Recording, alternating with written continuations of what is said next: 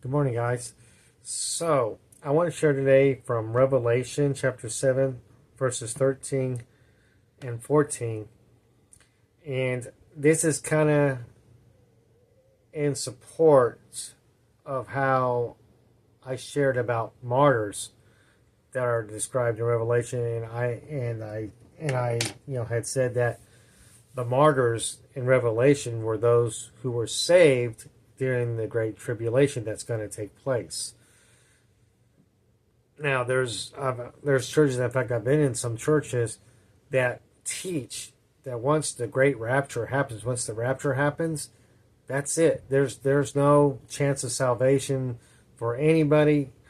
All those souls who do not get caught up in the rapture are doomed to be forever in hell. Well, that's not true.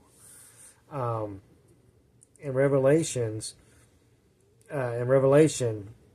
7, verse 9, John describes seeing a great multitude that he couldn't even count from every nation and every tribe. And they were all clothed in white. And they were praising Jesus. They were praising God. And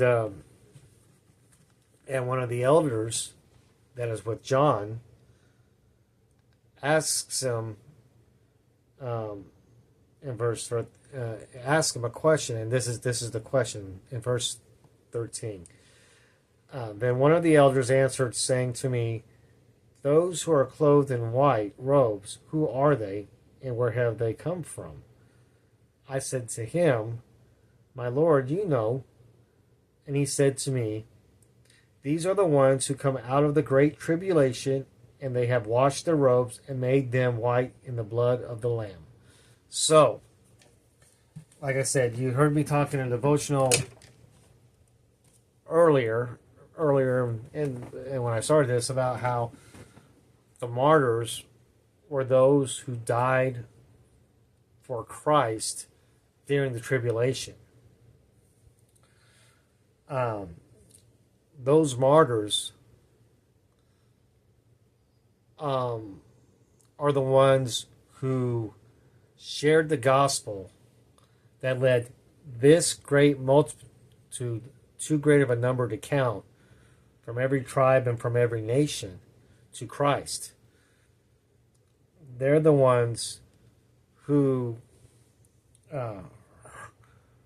either realized after the rapture happened that, hey,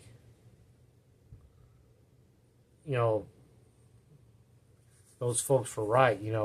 Be it a friend or a relative who tried to share Christ with them throughout their life, and they kept pushing back, kept saying no, no, no.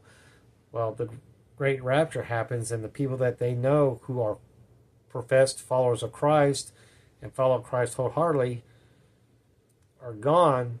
Is going to click in those minds of those people, and they're going to get they're going to seek out the Lord.